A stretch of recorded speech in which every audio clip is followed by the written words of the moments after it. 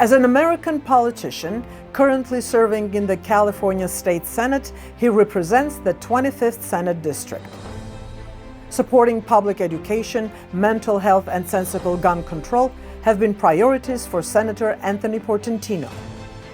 His many accomplishments and efforts have ensured a brighter future for California. Senator Portantino, you're very well known to the Armenian community for your 20 years of friendship. Can you please tell us about your personal connection to our community? Well, thank you first for having me on the show today and giving me the opportunity to talk about my connection to the community. And it goes back to my childhood. I grew up in New Jersey, and my mother in the 1970s talked about the Near East relief, talked about the Armenian orphans, obviously talked about the genocide. And I think it had to do with Woodrow Wilson coming from New Jersey. And so within sort of the culture, there was just more of an awareness of the Armenian genocide, of the whole issue. And I remember my mother talking about it. And obviously growing up, we had Armenian American friends in our town in New Jersey. And then when I came to California and I became an elected official in the San Gabriel Valley and representing Glendale, many of the people that I first encountered were also Armenian Americans who had a connection to the East Coast, some of whom were from New Jersey, and it just became a warm friendship that's blossomed into my pride in representing this great community. I'm sure there's something in your DNA also.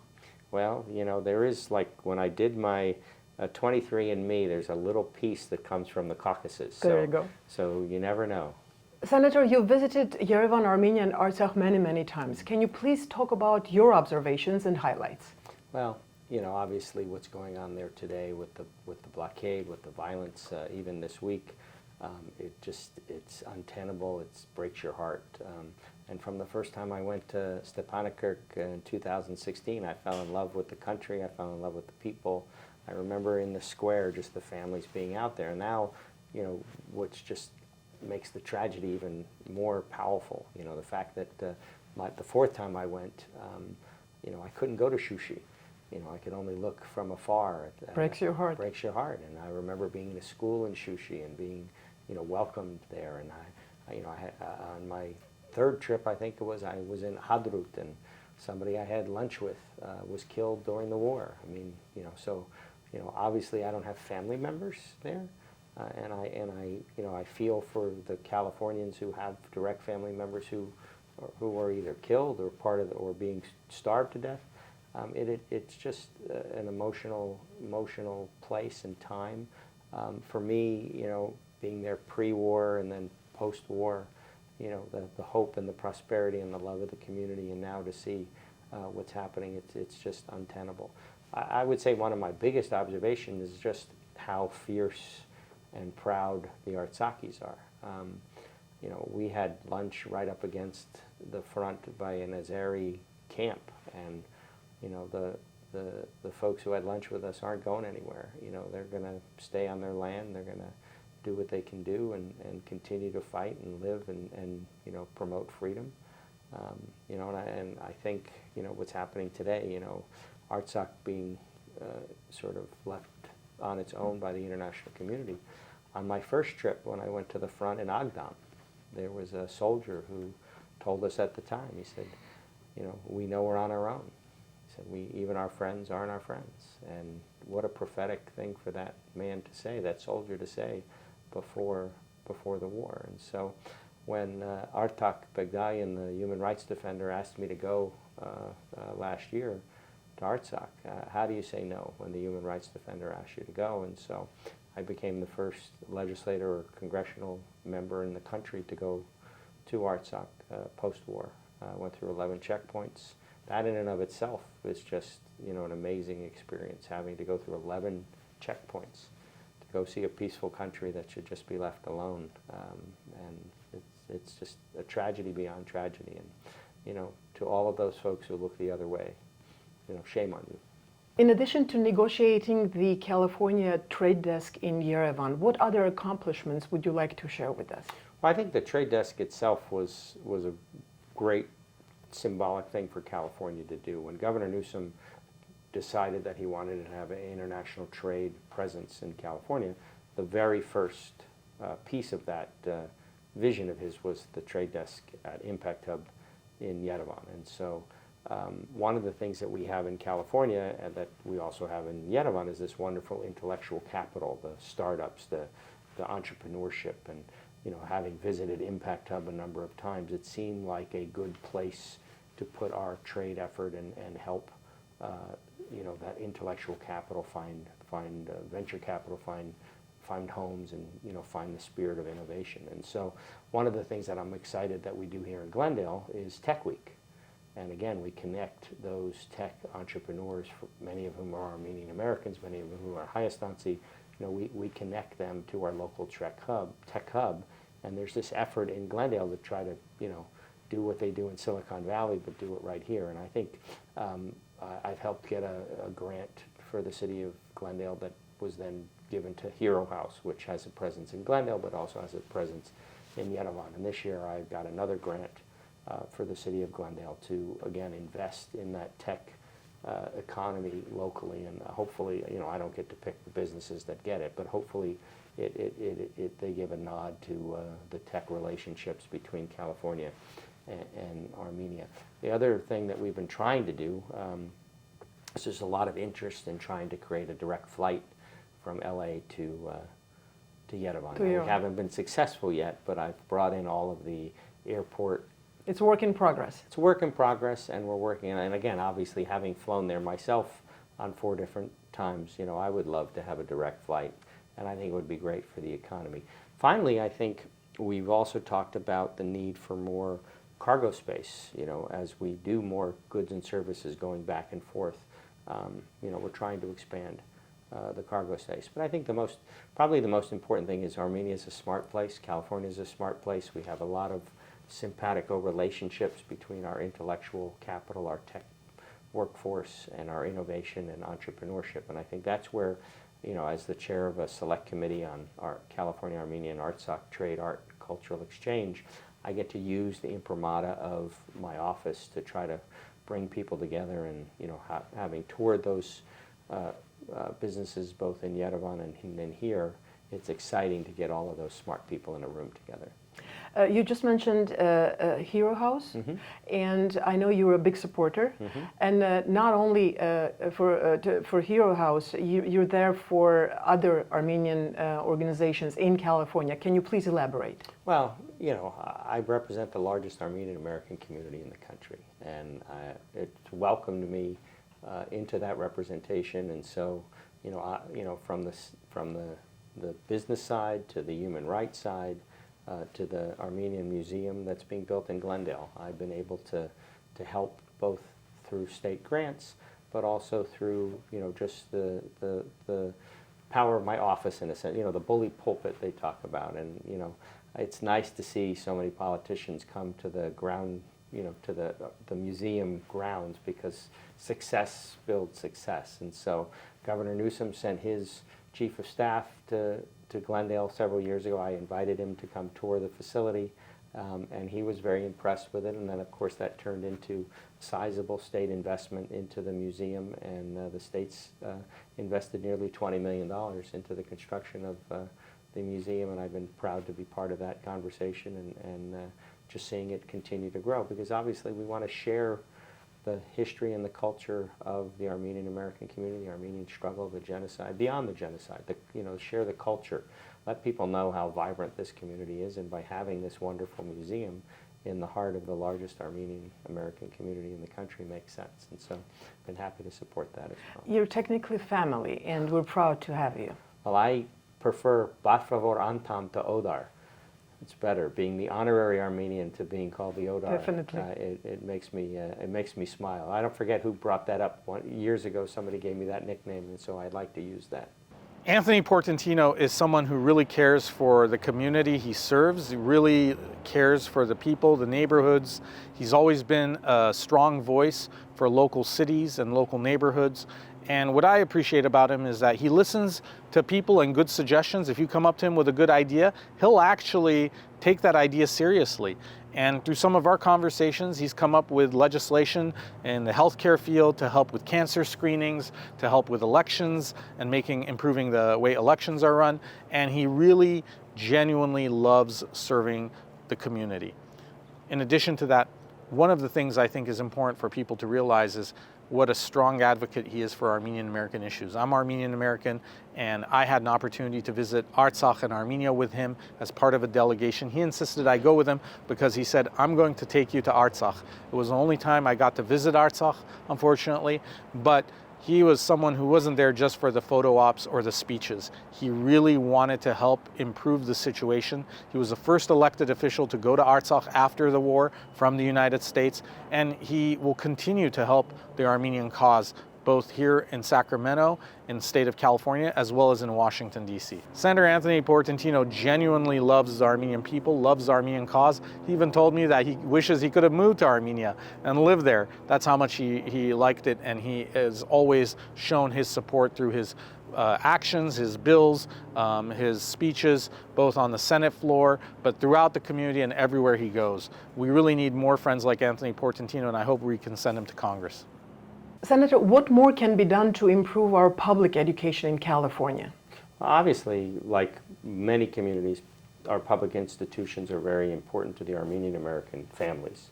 And so we have a great school system in Glendale, Burbank, the surrounding areas, and then Glendale Community College is a significant, has a significant role to play in educating young people. Countless students from around our region, take advantage of going to the community college for 2 years and then transferring onto the UC or the Cal State. And so the system is really there to work.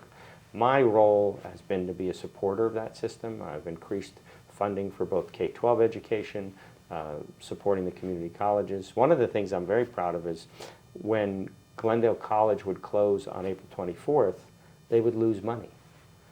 They weren't allowed to add a day of instruction to offset the cost of taking April 24th off, which was different than Glendale High School. The education code for a K-12 district allowed Glendale High School to close without losing money, where when Glendale Community College closed, it would lose about $4 million just from closing on April 24th. Oh. And so the board came to me and asked me to try to help, and so I was able to change California law, so now the college can close on April 24th and not lose any money and respect and commemorate the genocide like it should do. Obviously for me, I'm a public school, product of public schools, product of a single mom who, daughter of Italian immigrants and knew the value of education. And so for me, it's a passionate thing. We want this generation, and no matter where you were born, we want you to be educated. And California's got a lot to offer with its institutions. So I've been able to increase funding for education, special education funding too. We know families out there that have special needs students get challenges, and it's an area where the federal government doesn't really meet its responsibility on funding for special education. And so I've been able to increase state funding for special education students as well. So we have to sort of take a holistic approach and value our kids and value those institutions that take care of our kids. And it's something that I've been, proud to do and happy to support. You're making a difference on a daily basis. Well, I always say you don't get elected to do nothing. And so if you can make things a little better every day, it's important. And when I talk to young people in schools, I love to go to schools. I love to go to high schools and colleges and try to be, somebody that, students can ask, why are you doing this? What can I do? How can I get involved? And I always say to young people, don't try to do a big thing. Do a little thing. Because if each of us does a little thing, it turns into a big thing. And I come back to, there's a very famous quote from Mother Teresa where she said, when they tell me my efforts are but a drop in the ocean, I say, isn't the ocean better off for that drop? And so we all put a little drop in the ocean, then it becomes a tidal wave. But a lot of people put pressure on themselves. I have to do a big splash. I have to do a big thing. Just make a difference. If you make a small difference in somebody's life, that's somebody's life you helped. Small difference with a lot of passion. Exactly.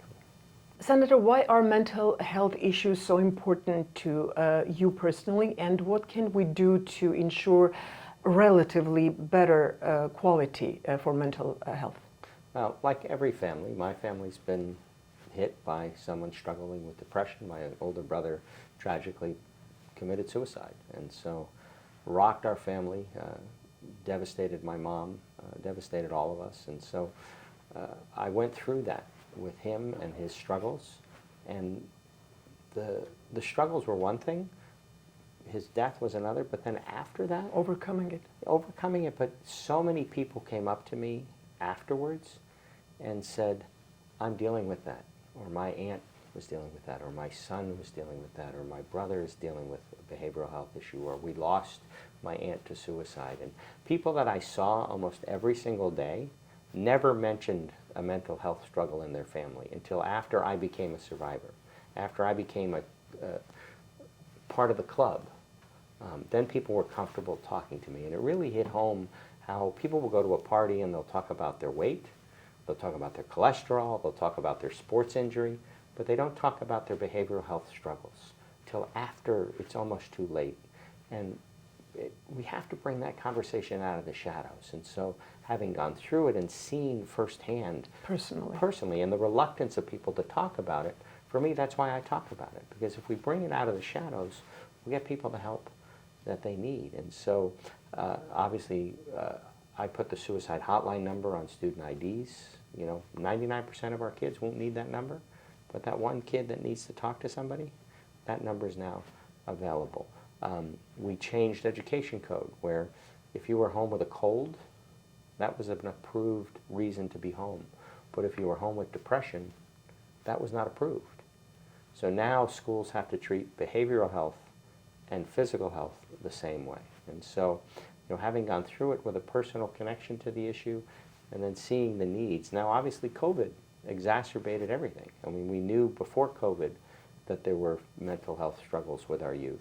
Now, the isolation, the uncertainty, the fear, it's created increased depression. That it's also decreased connection to people because so much of everything was remote, and people have to learn to play. My mother used to talk about how kids forgot how to play. And we have to learn how to play. We have to learn how to talk. I know again from my wife and I when we went to visit our daughter in college for the first time, because she was part of that generation that lost her senior year and then lost her freshman year.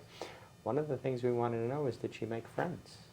Something as simple as, did she have friends? That was more important than how she was doing in her classes. And we came home really happy because we got to meet her friends and that she was making friends. And we need that human connection. And so for me, it's a passion, and then I get to use my office in a position to try to help legislatively to make sure that we have enough behavioral health professionals, that we have access, and that we also have the sensitivity that everyone needs in their life to know that they're not alone.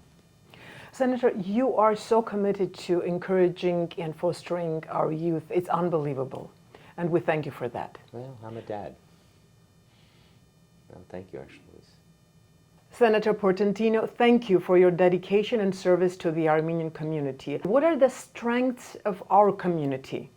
Well, first of all, Arshluis, you represent the strengths of the community because you're such a great advocate, and thank you for, sharing this time with me. I appreciate it. Thank you. It's an honor. What I've always been struck with the community is, it's got a passion, it's got an intelligence, it has a strong sense of family, spiritual connection, and how, for all of its differences, it really believes in very similar things.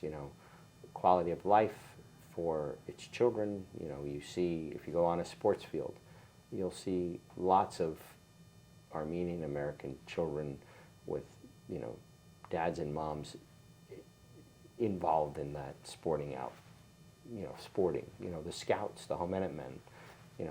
I've always been impressed just at the sheer number of young people who are active in Homenit men scouting, and every time I run into somebody, they talk about what happened at the Jamboree, or there was just a sports team from Glendale that won the international sports in Yerevan on the last second shot. Somebody was just telling me that story, and there's that sense of community, passion for education.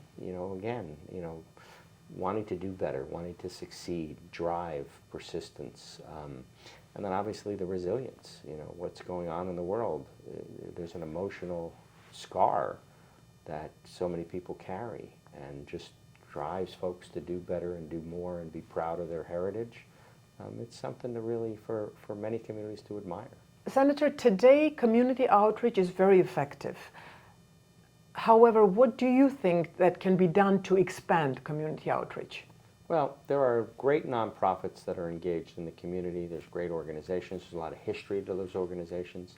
And we see a lot of young people wanting to get involved in the political process, in government, in leadership. And I think that's something where we have to continue to remind young people to get involved with the institutions. It's an interesting thing about millennials and young people. They're volunteering in a greater percentage than all past generations. But they're volunteering at nonprofits where they see the benefit of their work, whether it's a food bank or a battered women's shelter or a giveaway. You know, they go see the families that they benefit, but they don't get involved in government. They don't get involved in the institutions where they don't directly see the benefit. And so I think that's partly on our side, is to inspire faith and trust and inspiration. But I think that's one area where young people in particular, like in my office, we had some interns this summer from Pilibos and some other Armenian schools around the district. You know, get involved as a young person in a government office. You know, go to Sacramento and do the fellowship programs and the internship programs. You know, roll up your sleeves within the institutions. And I think that's one area where I think all communities can do better and young people can do better. Part of it is, again, we have to inspire people to want to get involved in those things. But I think that's where, you know, you can make a difference on the inside.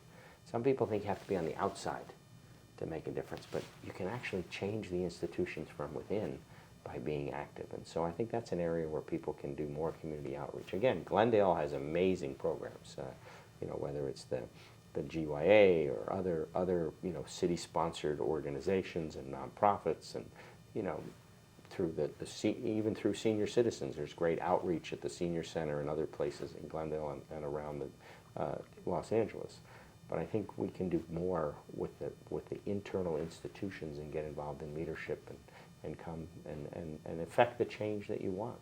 So the message to the millennials is get inspired and get involved. Get inspired. Now, I will tell you a funny story. Years ago when I was running for re-election, a young kid came up to me and said, "I'm going to run against you." And I said, "Why are you running against me?" He said, "Well, you came to my high school class and you inspired me to get into politics." I said, "But not to run against me." And he ran against me. I beat him. Senator, you're very well known for this one Armenian phrase. Which one is that? It's my favorite phrase. Kianka lave. Shot. Nisht. Life is good, right? Always. I'm Anthony Portantino, and I approve of this interview.